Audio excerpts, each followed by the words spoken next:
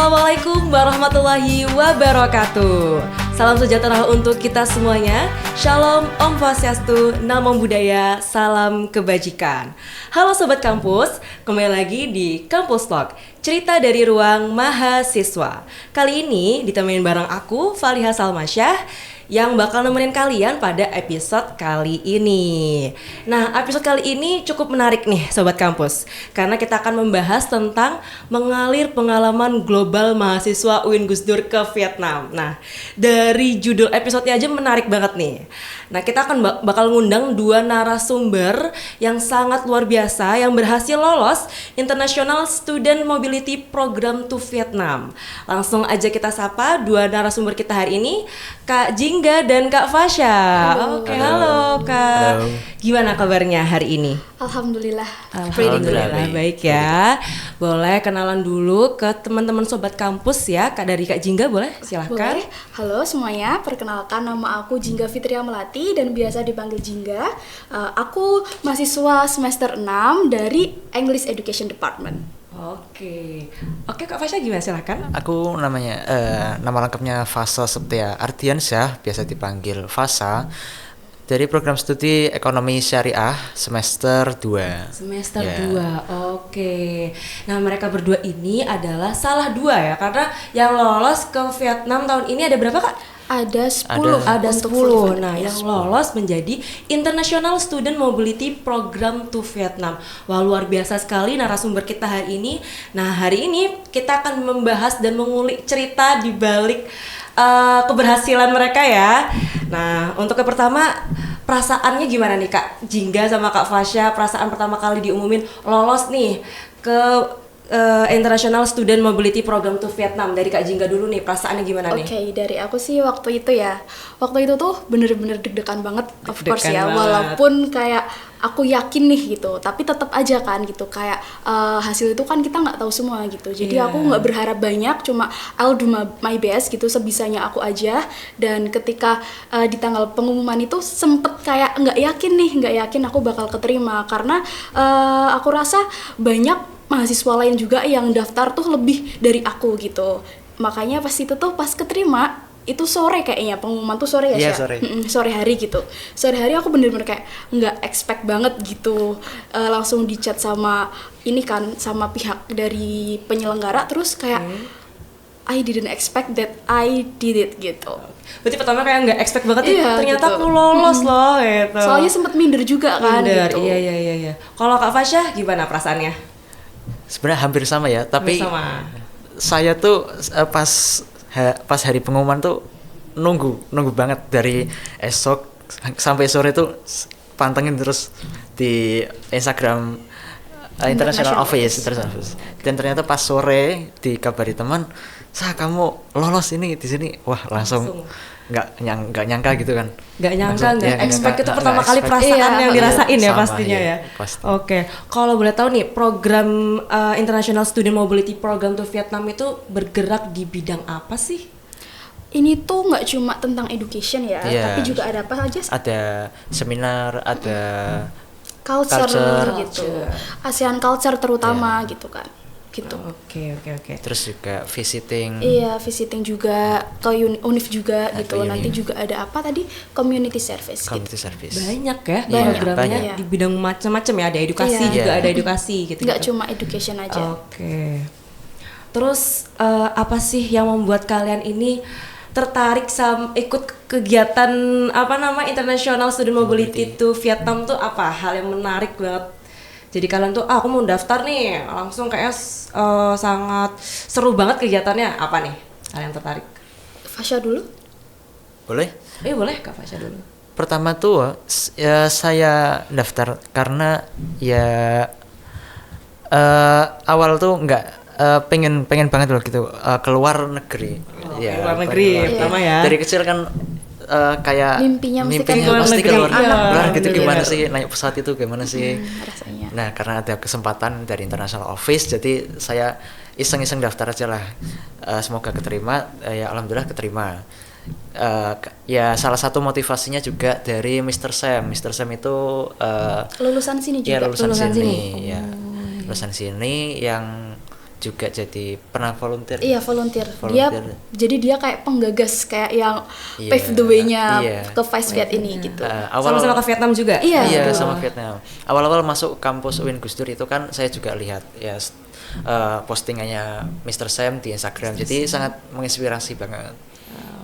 Oke, berarti awalnya juga terinspirasi dari seorang Mr. Sam ya, sama juga pengen Iya, keluar negeri gitu iya. ya. Oke, kalau Kak Jingga gimana? Kalau aku sih karena aku tuh nggak pengen berhenti belajar gitu. Jadi aku nggak pengen mendapatkan pengalaman cuma di kelas aja gitu loh. Pernah dosenku tuh bilang, kamu kalau kuliah kamu belajar ngarepin dari kelas doang, kamu nggak bakal dapet apa-apa gitu. Kamu harus explore di luar kelas. Kampus itu kesempatannya tuh banyak banget gitu. Jadi kamu jangan diem doang belajar nunggu dapat materi dari dosen. Kamu harus explore sendiri biar kamu dapat lebih dari apa yang kamu mau gitu. Dapat apa yang kamu ekspektasikan gitu. Makanya aku terinspirasi banget dari beliau ini. Aku nggak pengen jadi orang yang biasa-biasa aja yang nunggu dikasih makan gitu loh. Aku mau nyari sendiri gitu. Ibaratnya kayak aku pengen explore lebih banyak lagi. Jadi aku harus usahanya harus lebih keras lagi gitu. Mimpinya besar, maka usahanya harus besar juga gitu. Bener-bener. Dan ini juga sih dari Kak Sam juga gitu. Kak Sam kan ini lulusan English Education juga gitu. Dia itu dulu pertama kali berangkat ke Vietnam itu.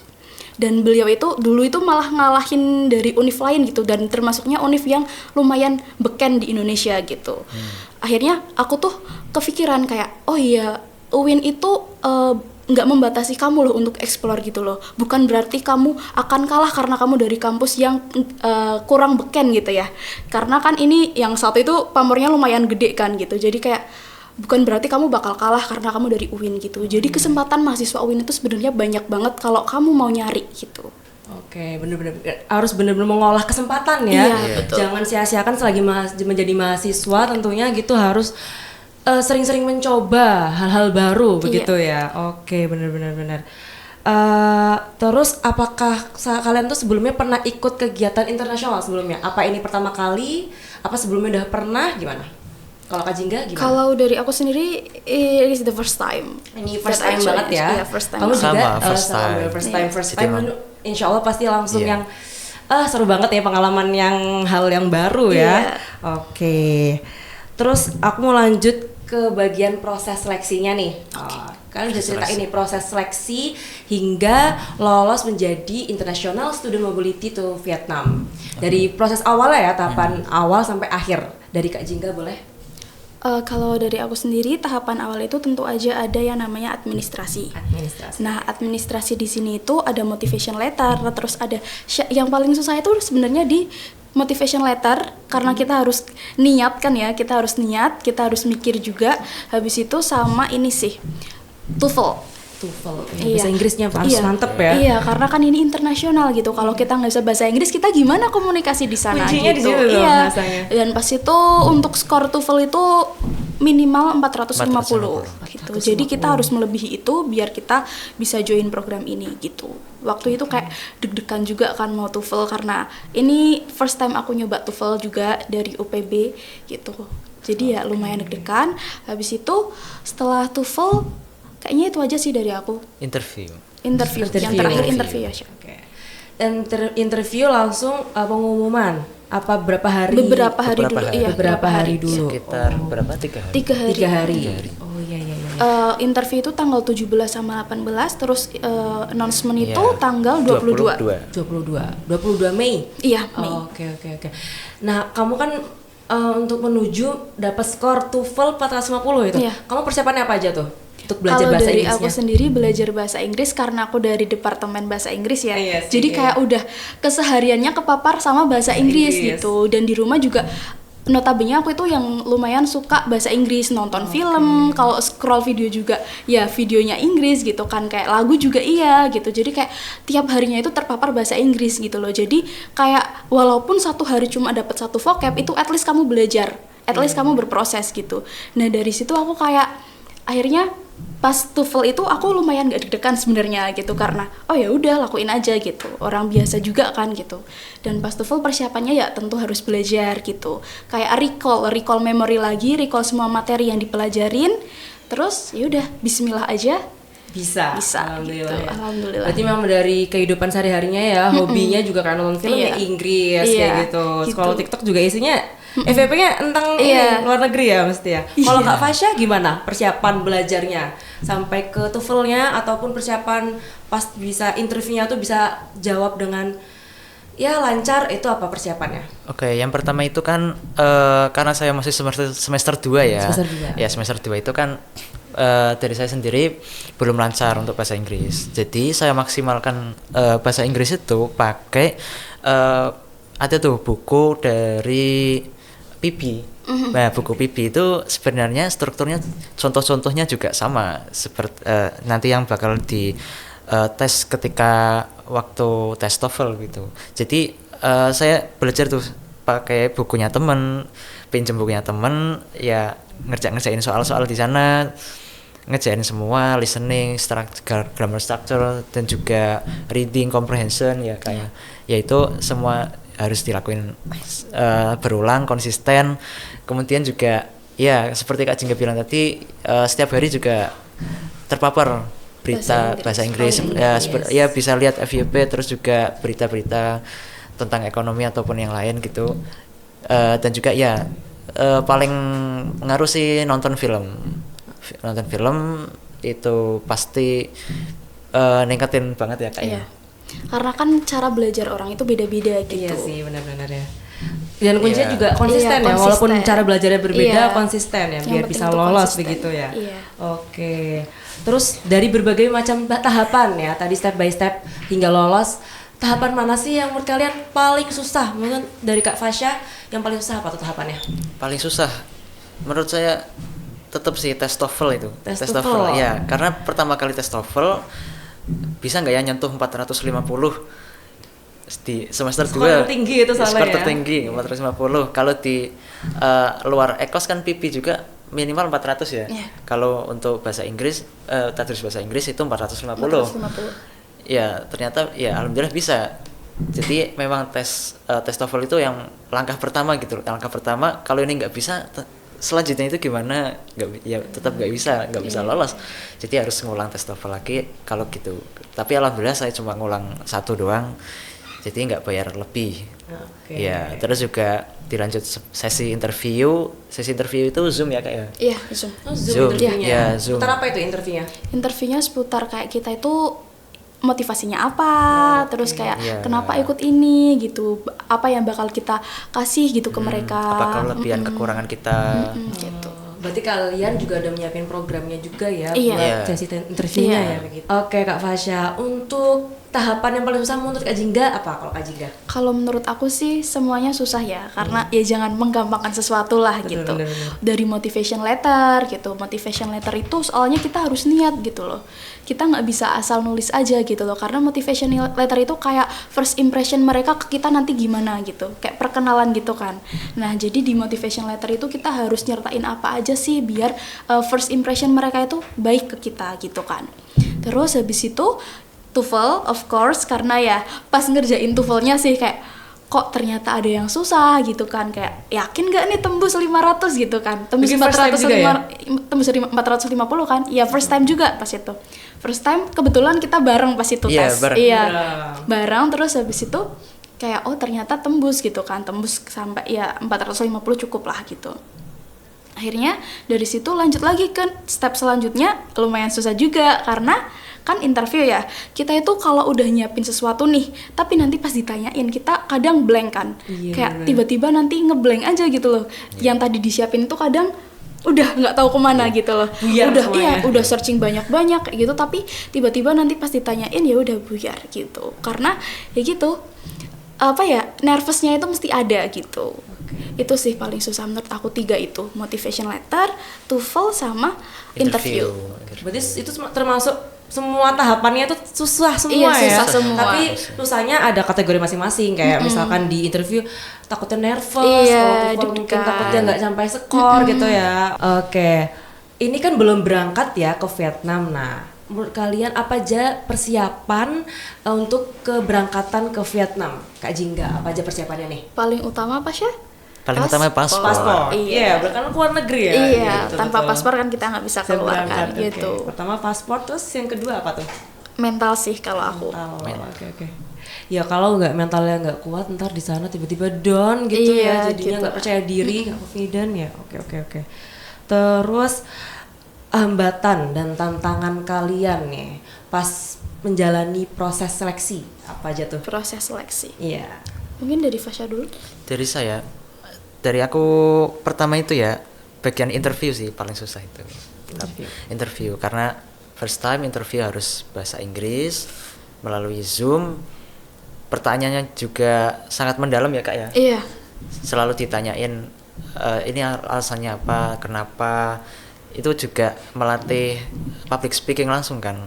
Menggunakan bahasa Inggris lagi iya, ya? menggunakan bahasa Full. Inggris, full bahasa Inggris. Jadi itu sangat-sangat challenging juga. Tapi alhamdulillah masih bisa dan teratasi. Saya juga pas wawancara itu ya, saya wawancara tempatnya juga milih tempat di masjid begitu.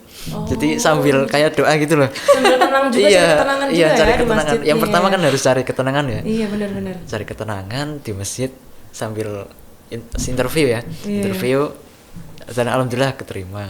Oke, berarti tantangannya itu mungkin takutnya buyar ya gitu Iya. pas interview, terus solusinya cari ketenangan. Cari Benar, ketenangan. di masjid. Iya bener-bener itu salah Iya, satu tips and trick nih buat sobat kampus ya.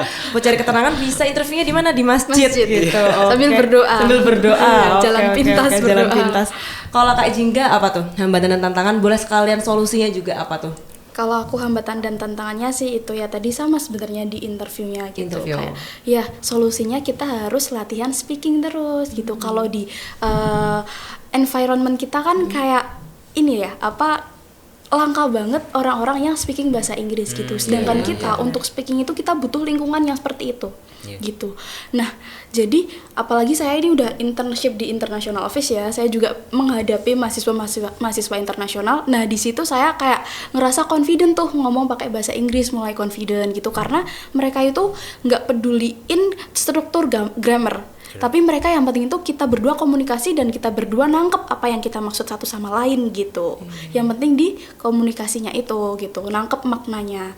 Nah di situ jadi saya tuh kayak oh berarti emang perbanyak latihan speaking aja gitu loh. Biar kita lebih pede juga dan kita nggak terlalu mentingin struktur grammarnya lah gitu. Yang penting intinya apa yang mau kamu sampaikan itu tersampaikan gitu. Nah, ya sama sih. Saya juga setiap hari itu ya punya teman di pondok itu sama setiap hari ya berbicara pakai Inggris. Bahasa Inggris. Ya nggak peduliin grammar, yang penting komunikasi. Terus juga kalau saya juga gabung di organisasi Speak yang UKM Speak itu juga ya setiap hari bicaralah sama satu sama lain, sama anggota gitu, sama pendamping yang lain juga bicara pakai bahasa Inggris setiap hari. Jadi itu benar-benar melatih. Iya. Jadi cari lingkungan yang cari mendukung. lingkungan mendukung, yang benar. mendukung. Dan sering berlatih juga Iya. berarti ya. Iya. Oke, untuk kalian sampai lolos di International Student Mobility to Vietnam ya, pasti kan ada seseorang pendukung nih, support system ya cara bahasanya. Iya. Itu kalian siapa aja nih? Atau keluarga kah atau yang lain, boleh dikasih tahu? Kak Fasya dulu mungkin ke sobat Boleh. kampus support systemnya nih. Ya, paling pasti itu ya ibu ya.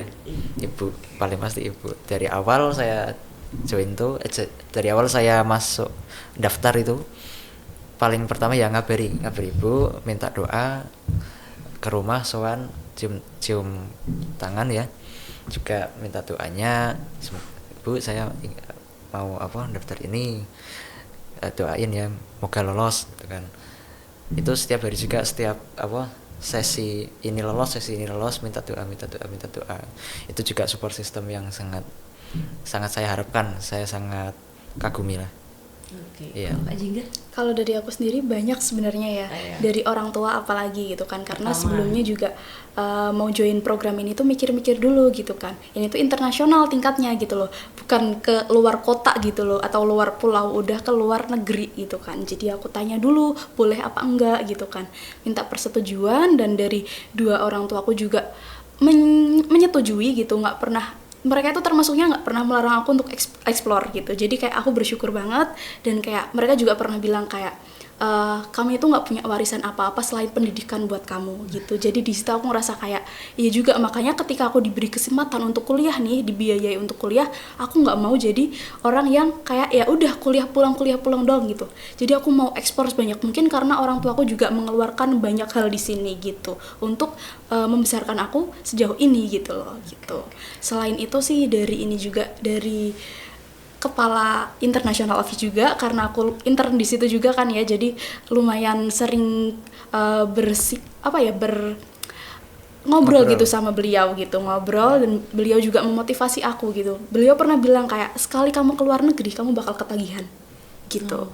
Sama staff juga, Kak Silna namanya. Jadi sama staffnya juga bener-bener memotivasi aku untuk ikut, karena beliau juga yang ayo gas aja gitu, terabas aja, coba aja gitu loh, jangan takut gitu.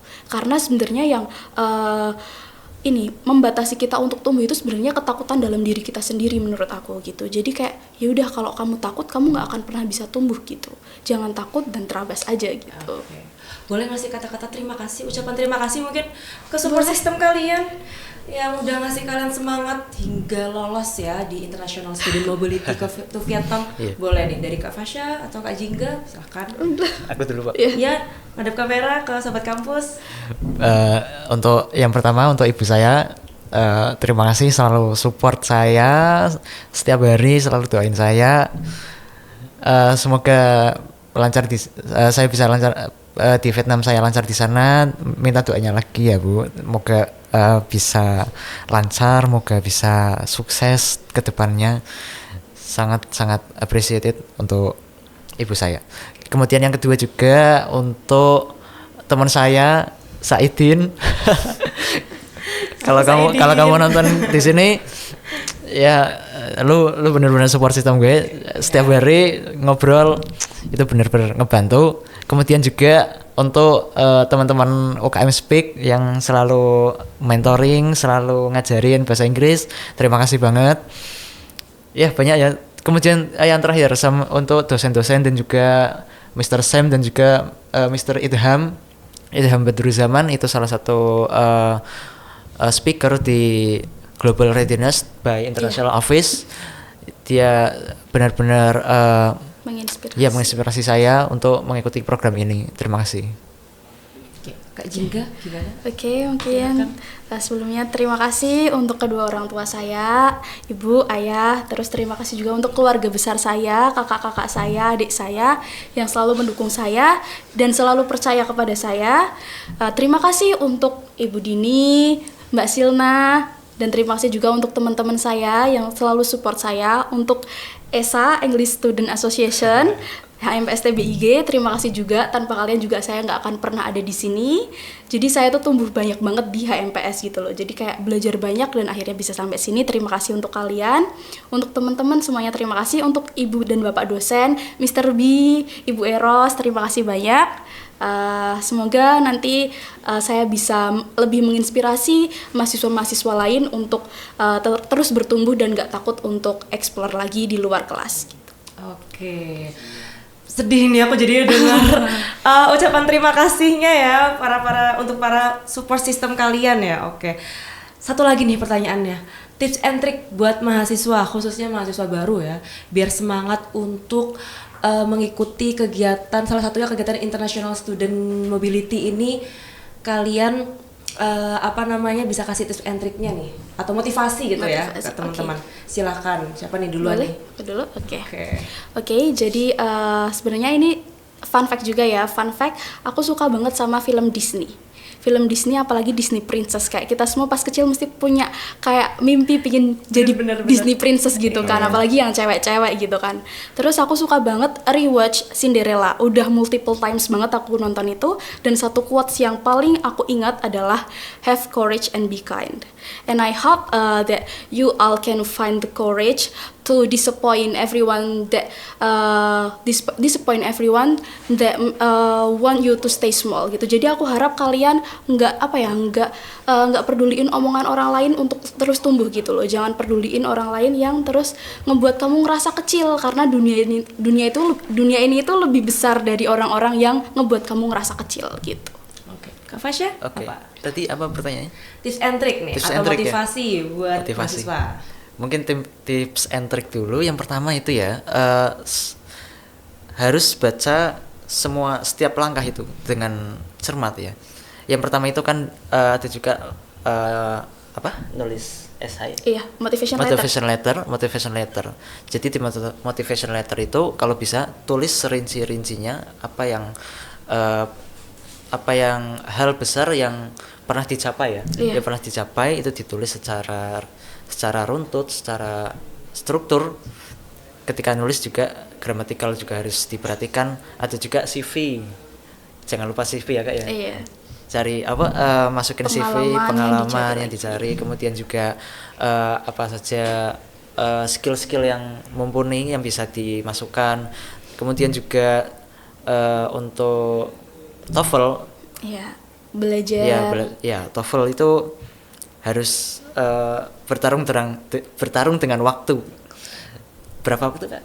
Itu pas TOEFL 2 jam apa ya? 2 jam ya, 2 jam sekitar dengan 2 jam. 140 soal ya. 140 soal itu juga Banyak harus banget soalnya. Banyak Iya. 2 jam lagi. Jadi emang benar-benar harus dipersiapkan di TOEFL juga. Dan interview juga setiap hari dilatih untuk apa aja yang kemungkinan akan keluar pertanyaan-pertanyaan dari interviewer ya. Iya. Ya. Ini sih paling penting, kalian pantau terus di IG International Office Iya. untuk informasi-informasi lebih lanjut dan kesempatan internasional lainnya gitu. Dan tunggu juga kegiatan kita di Vietnam nanti dari IG International Office Iya. gitu. Nanti juga akan setiap hari bakal posting. Iya. ya. Posting terus ya, Posting update terus ya kegiatan di sana, kegiatannya. iya. Oke. Ada pesan-pesan juga nggak buat mahasiswa? Kalau ini kan ada kata-kata Iya, udah, yang iya.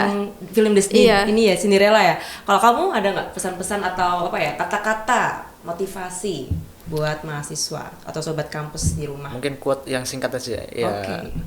Wake up and just do it. Ya itu prinsip saya Iya. pertama. Ya. Yang penting itu kayak ya udah lakuin aja gitu. Berani buat melakukan sesuatu yang baru begitu. Iya. Oke. Nah, benar-benar episode kali ini obrolannya sangat seru sekali ya Kak Jingga, Kak Fasya, dan sangat bermanfaat. Dan teman-teman semuanya sobat kampus, kalian jangan sekali gampang putus asa ya, dan selalu terus mencoba begitu ya teman-teman. Harapannya semoga sobat-sobat kampus dapat terinspirasi oleh cerita-cerita dari Kak Jingga dan Kak Fasya. Oke, sebelum aku tutup episode kali ini, aku ada pantun sedikit nih buat para sobat kampus. Nanti aku pantun, kalian ngomong asik kayak gitu ya. Kan biasanya Boleh, cakep ya, dan iya. asik kayak gitu. Boleh, Oke, boleh. boleh jempolnya kayak gini Boleh. ya. Oke, asik kayak gitu ya. Pergi ke kandang melihat sapi. Asik. Tidak lupa membawa topi. Asik. Aku Faliha Salmasyah mohon pamit undur diri. Asik. Sampai jumpa di episode nanti. Asik. Asik. See you on top. Wassalamualaikum warahmatullahi wabarakatuh. Dadah dulu ke sobat kampus.